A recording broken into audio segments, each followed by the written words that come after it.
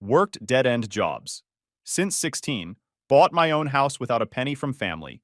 Then, my entitled parents sued me for stealing my brother's opportunities because I refused to pay his tuition and hand him my house. All right, Reddit. Figured I'd share something that went down in my life. Long story short, I've been on my own since I was a teenager, while my younger brother got treated like royalty. I busted my ass, built a career, and bought myself a house. Thought my family might be proud. Turns out they had other plans. What started as petty comments turned into something way bigger than I ever expected. I'm Matthew, 27 male. But the story really starts when I was a teenager.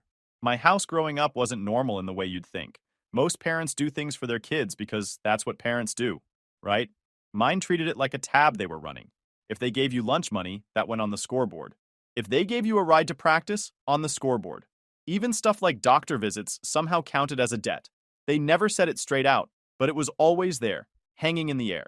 Months later, they'd bring up how they covered something, like I was supposed to pay them back in loyalty, gratitude, or straight cash. Imagine living in a house where love had a receipt. That was my childhood. And then there was Andrew, 24 male. My little brother, 3 years younger, golden child stamped on his forehead since day one. Everything revolved around him. He got private soccer training, travel teams, camps that cost thousands, gear that looked like it was pulled off a pro athlete's rack.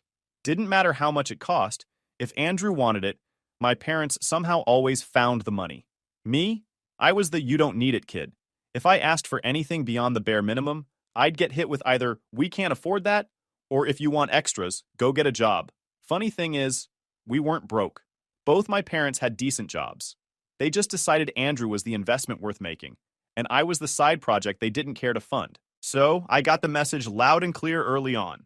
At 16, while Andrew was out on weekends scoring goals and having my parents cheer him on from the sidelines, I was bussing tables at a greasy diner.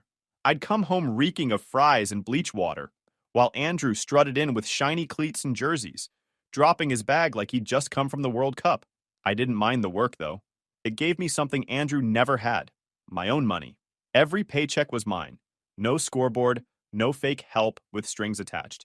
Just me earning it. A year later, I picked up another gig after school. A local garage owner took me on part-time, mostly sweeping floors and grabbing tools. But he noticed I wasn't useless with my hands. Before long, I was changing oil, swapping out brake pads, even learning diesel engines. I'd go home with black nails and stained shirts, but I felt proud in a way Andrew never could. My hands told a story his metals never would. My parents didn't see it that way. If I asked them for advice about work, they'd brush it off like it wasn't real. My mom once said, Matthew thinks he's so independent now that he's got pocket money. Pocket money. I was paying for my own school supplies, saving for tuition, covering my phone bill. Meanwhile, Andrew was blowing through allowance money on video games and getting praise for being dedicated to his sport. That's the part that stung most. Every time I accomplished something, it got minimized. It wasn't just favoritism, it was favoritism with a twist. They criticized me for standing on my own. My dad once told me I was acting like I didn't need family because I'd refused to ask them for gas money. Meanwhile, Andrew could quit anything, and they'd say he was still figuring things out. That's when it really sunk in. I was never going to be on the same level as Andrew in their eyes. No matter how much I worked, no matter how independent I got, they'd find a way to spin it against me. If I leaned on them, I was weak. If I didn't lean on them, I was arrogant. So I stopped trying to win the game. I knew the scoreboard was rigged. Instead, I decided if I wanted something, I'd earn it myself.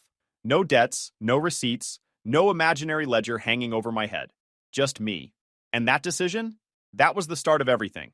Once high school was done, I didn't waste time pretending my parents were going to suddenly support me. I doubled down on the only thing I knew was solid: work. While Andrew was talking about maybe going to some fancy school on my parents' dime, I signed up for community college classes, mostly nights, sometimes mornings depending on the semester, and kept clocking hours at the garage. It was a grind. If classes were in the morning, I'd hit the shop at night. When they ran at night, I worked days. Weekends, I grabbed extra shifts. The owner tossed me more responsibility once he saw I wasn't just some kid killing time. That's where I really found my lane. Diesel work was tough, dirty, and paid better than quick oil changes. The kind of job where you come home covered in grease and feel like you actually earned it. Meanwhile, Andrew was finding himself. He tried college for one semester. Came back home with some story about how the professors didn't get him. My parents, of course, spun it into some poetic nonsense about how he just needed time. He's not like you, Matthew. He's got potential. Yeah, potential to quit every time life asked him to set an alarm clock. But me? I was stacking skills and stacking cash. Every overtime hour I could grab, I did. I lived cheap, barely spent anything beyond food and gas. I wasn't trying to flex, I was trying to build something. While Andrew was busy making excuses, I was building a future. At 19, I bought my first truck. It was a wreck when I found it, parked in some guy's yard with a for sale sign. Rust spots, dented panels, engine barely coughed. Andrew saw it and said, "Man, must be nice having money for a truck." I just stared at him. Money? The guy who got $1,000 cleats as a teen thought I magically had cash lying around? Nah. What I had was discipline. He didn't even recognize it. By 21, I'd finished my certification and was officially a diesel mechanic. That was when things started clicking. Trucks, buses, heavy equipment, they all needed someone who could keep them running. The jobs were steady and the paychecks were real. Every payday, the numbers in my account went up. Slowly, steadily, the savings grew. Back home, Andrew was still hopping between jobs. Stocking shelves one week, quitting the next because his manager didn't respect his vibe. Each time, my parents defended him. He just hasn't found his passion yet, right? Because passion pays rent. At 24, I landed a solid position with a heavy equipment company. Big contracts, bigger machines, and steady work. They liked me because I showed up, worked hard, didn't whine. By then, I had a system. Work, save, repeat. My truck was running smooth, my bills were always covered, and my savings account was getting healthier. I wasn't out partying every weekend or buying pointless junk. I wanted something bigger. I wanted proof that all the years of greasy hands and long hours were building towards something real. Andrew ? Still finding himself. Still leaning on my parents, still the golden child in their eyes. But I'd stopped caring about their scoreboard. I had my own now. And by 24, I was closer than ever to hitting a goal I'd been aiming at quietly for years. A home. My own place. Something that couldn't be taken away or minimized. And that's where things really started to shift. At 26, I finally pulled the trigger on something I'd been grinding toward since I was that 16-year-old kid smelling like fryer grease. My own house. Nothing insane. Just a solid 2-bedroom place with a yard, a garage big enough to work on my truck, and enough space to breathe. I didn't tell my family a word about it while I was looking. Call it paranoia, but I knew how they operated. If I even hinted at moving, I'd start hearing, "Andrew could live with you while he gets on his feet," or "Think about how much easier it'd be for everyone if you had space for the family." Yeah, no thanks. This wasn't a family commune. I wanted my own place. When I finally closed, I sat in that empty living room on the floor with cheap takeout, staring at the walls. It was quiet, no scoreboard, no guilt trips. Just me and the keys. That silence felt better than any cheering section my parents ever gave Andrew at a soccer game. A week later, against my better judgment, I invited them and Andrew over for dinner. I don't know what I was hoping for. Maybe for once they'd look at me and say, "Damn, you did this on your own. We're proud." Pathetic, I know. They showed up in their usual formation. Mom leading the charge, Dad behind her, Andrew dragging his feet like someone forced him. The second mom walked in, her eyes went wide. Not in pride, but like she was calculating square footage in her head. She ran her hand along the wall like she was testing for dust, peeked into the kitchen, and said, "These cabinets are nice. You know, if Andrew lived here, he'd probably need a bigger fridge." I raised an eyebrow. Good thing Andrew doesn't live here then. Dad gave one of his half chuckles, the kind that always came before a dig. "What, you rob a bank or something?" I replied, "If I did, I'd still be ahead of Andrew. At least then I'd have cash in hand." Andrew didn't even say hello. He stomped around the house like a kid casing a video game map. He peeked in the bedrooms, checked out the garage, then came back into the living room and shrugged. "It's all right, I guess." Kinda big for one person, though, isn't it? We sat down to eat.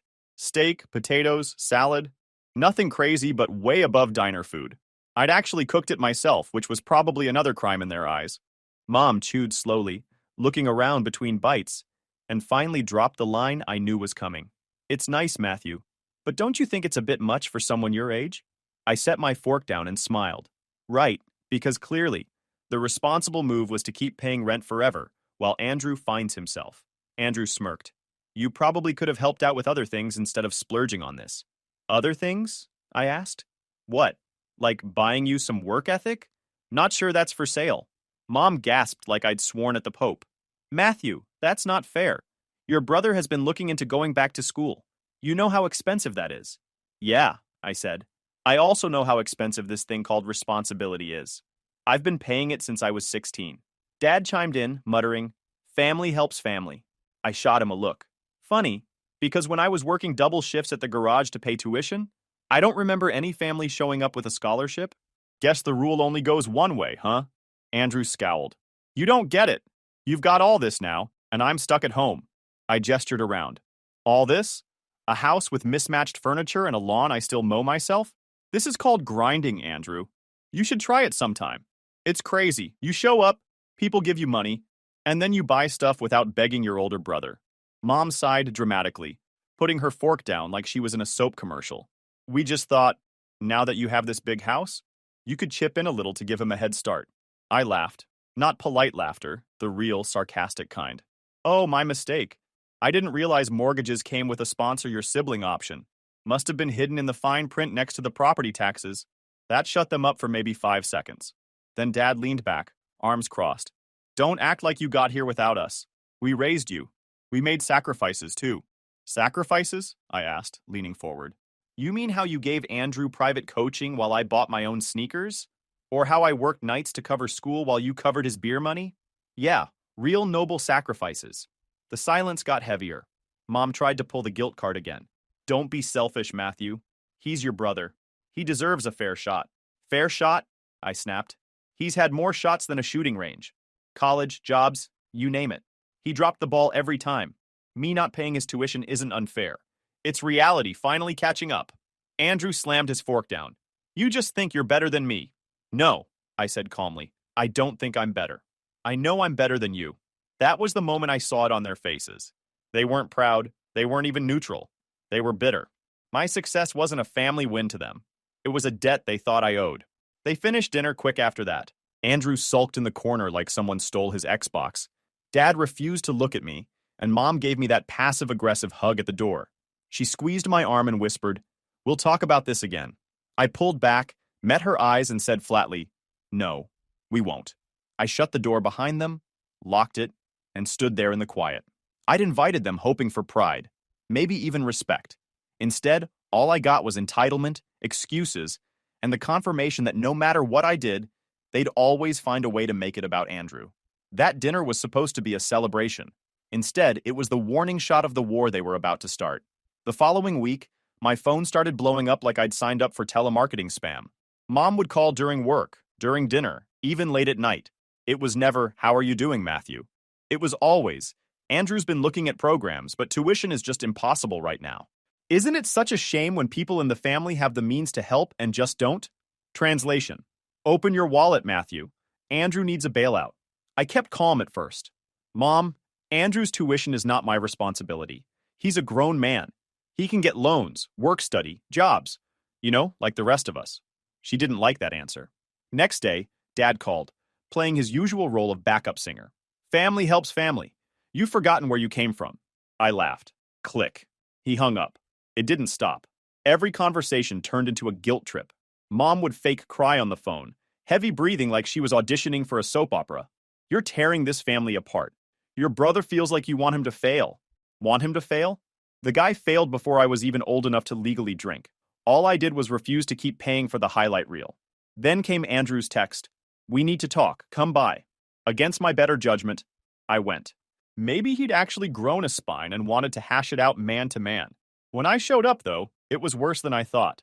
Mom and Dad were there, too, sitting at the kitchen table like they were staging an intervention. Papers spread everywhere. College brochures, tuition breakdowns, even a handwritten payment plan. And not for Andrew. No, for me. I laughed out loud. You seriously made a payment plan? For my money? For him? Mom gave me that sharp look, the one that was supposed to make me cower. This isn't a joke, Matthew. This is his future. If you care about family, you'll do this. Andrew leaned back, arms crossed, zero shame. It's not like you don't have the money. You bought a whole house, man. Why should you get to have all that while I'm stuck here? I stared at him. Because I worked. You quit. Repeatedly. You can't even hold a part-time job longer than a gym membership trial. And you think I should pay for round 2 of your college tour? Nah. Dad muttered. Don't be disrespectful. Disrespectful, I snapped. What's disrespectful is treating me like an ATM because Golden Boy here wasted every chance handed to him.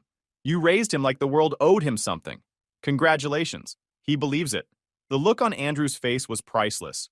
Smug 1 second, red the next. I stood up. Not a single cent. Find someone else to sponsor your career reboot. I walked out, leaving their proposal still spread out like some parody of Shark Tank.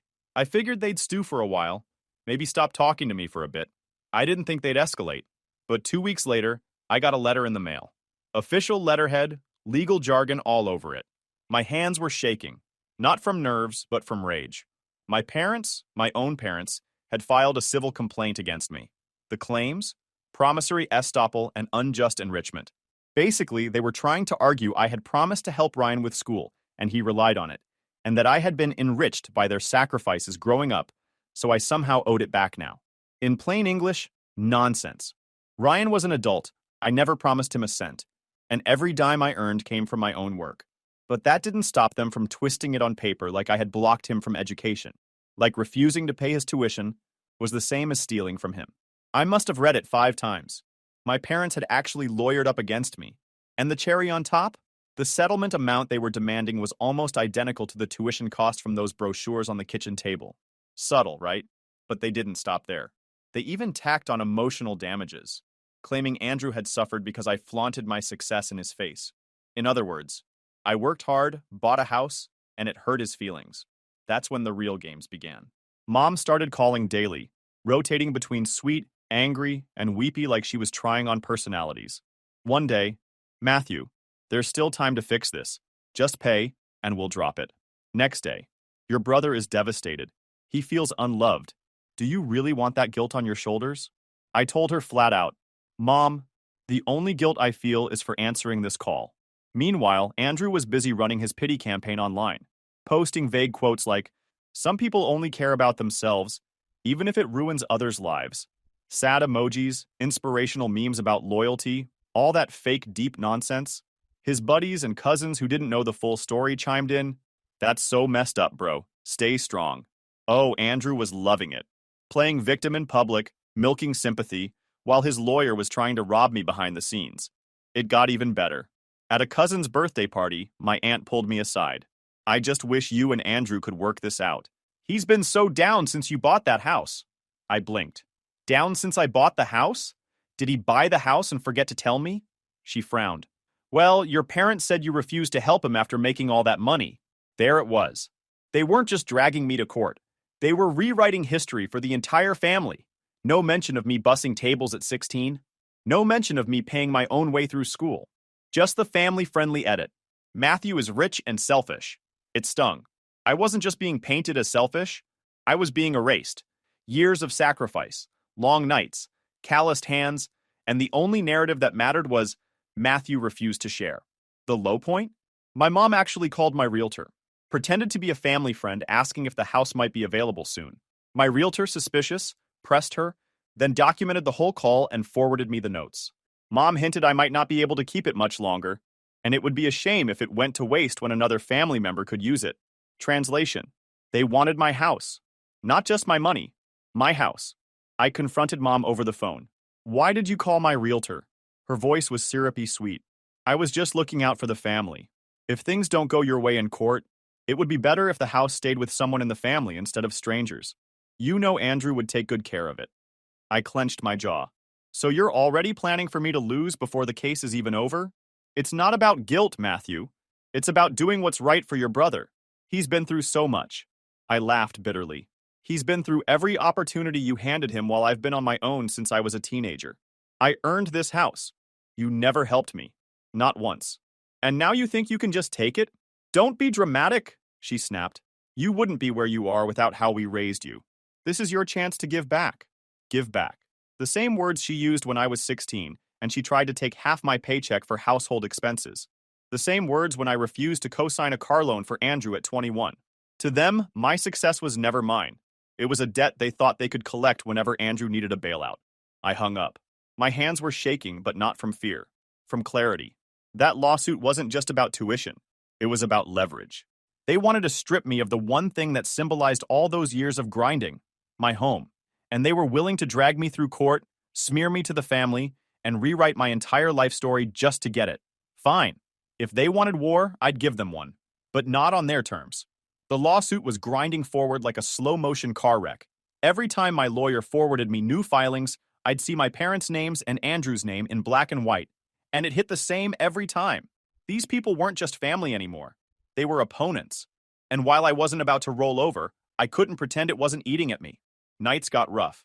I'd lie awake, staring at the ceiling, replaying every move in my head. The stress showed. Work wasn't any better. I'd catch myself zoning out in meetings. Deadlines slipping. Mistakes creeping in. My boss pulled me aside. Matthew, I don't know what's going on, but you've never been this checked out. I didn't spill the whole family drama, but I told him it was a legal mess. He gave me this look, half concerned, half warning.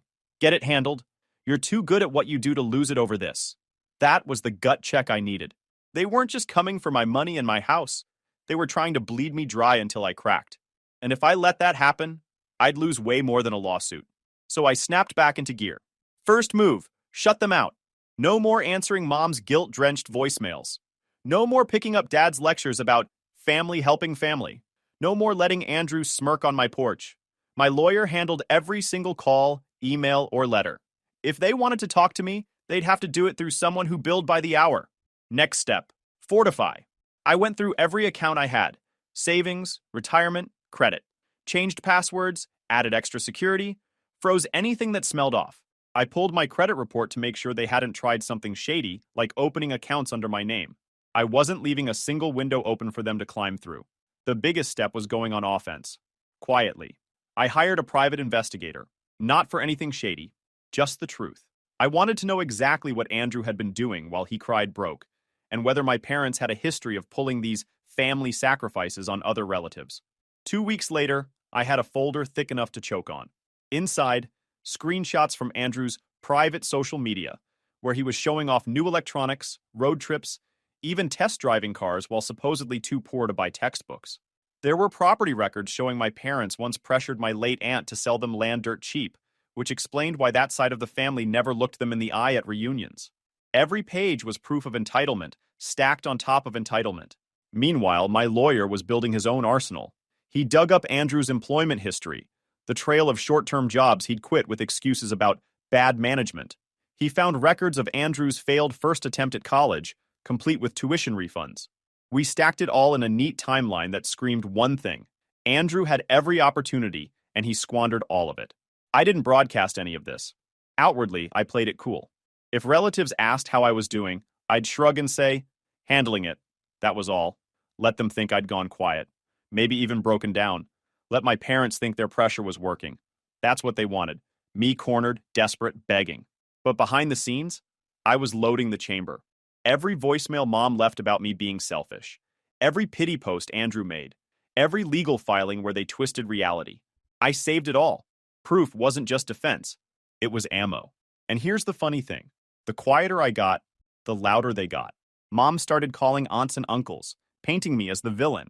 Andrew posted more cryptic trash online, trying to set up his sob story. My parents even tried to drag my grandmother into it, feeding her lines like Matthew's forgotten family. She left me a voicemail saying, "Sweetheart, maybe if you sent your brother a little something, we could all move on." That voicemail went straight into the folder. They thought silence meant defeat. In reality, I was buying time. Time to secure my life, time to build my case, and time to let them dig their own grave deeper. Because the more they talked, the more evidence they gave me. And when I finally moved, it wouldn't just be defense, it would be checkmate. The first piece landed in my inbox on a Tuesday afternoon. Subject line from my lawyer: opposing counsel error. Inside was a forwarded thread where their lawyer had accidentally copied my attorney on what was clearly meant to be private. Buried halfway down was an email from my mother, polite on the surface, rotten underneath. We should insure Matthew's property as part of any agreement. Andrew already has someone ready to list it once it's transferred. That will give him a clean restart. Not tuition, not opportunities. My house, in writing. I called my lawyer. He sounded like he'd just found the golden ticket. This isn't just leverage, he said. This is intent.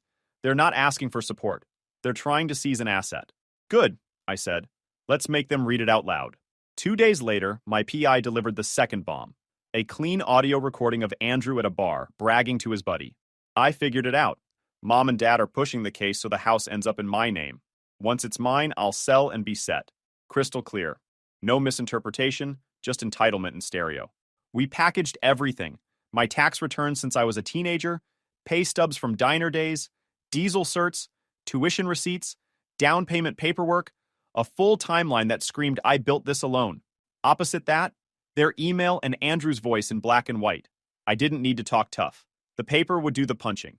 Pre-trial conference day. Neutral building, neutral room, neutral art. Like they designed it to make no one comfortable. My parents sat flanking Andrew like a royal court, smug expressions locked in. Mom gave me a smile that didn't touch her eyes. Dad avoided my gaze like I was already a disappointment. Andrew leaned back in his chair, smirk ready to go. The mediator began with pleasantries, then nodded for opening positions. Their lawyer started, spinning his little story about family obligations, reasonable support, and a brother's selfishness ruining another's future. I stayed silent. No eye rolls, no sighs. If someone is digging their own grave, you don't grab the shovel. Then it was our turn. My lawyer slid a slim binder across the table. This is a verified record of my client's financial independence since age 16, employment history, tuition payments, and the purchase of his home. You'll notice not a single cent came from the plaintiffs.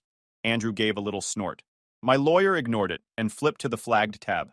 And here is an email from the plaintiffs themselves, confirming this lawsuit's real objective was to transfer the defendant's property into the plaintiff's name. Mom's face drained. Dad's jaw locked. Andrew leaned forward, reading like maybe he could rewrite it on the spot. Before they could regroup, my lawyer pressed a button. The recording played, Andrew's own voice filling the room. Mom and Dad are pushing the case so the house ends up in my name. Once it's mine, I'll sell and be set. Silence. You could hear the wall clock ticking. The mediator broke it. Do you wish to respond? Their lawyer whispered to them like a drowning man begging for a rope. Mom shook her head quickly. Dad stared down. Andrew muttered something that made his dad glare at him like, shut up. Finally, their lawyer said stiffly, my clients would like a moment to confer. They left the room. I sat there calm, hands folded, heartbeat steady. I didn't need to gloat. I already knew. It was over. 10 minutes later, they came back in, faces blank like they'd been coached not to react. Their lawyer cleared his throat. My clients are willing to withdraw the lawsuit, each party bearing its own costs. My lawyer didn't even blink. Unacceptable. That was it. The session froze. Mom shifted uncomfortably. Dad rubbed his temple. Andrew whispered furiously. Their lawyer leaned in again, desperate. But I didn't say a word. I didn't need to.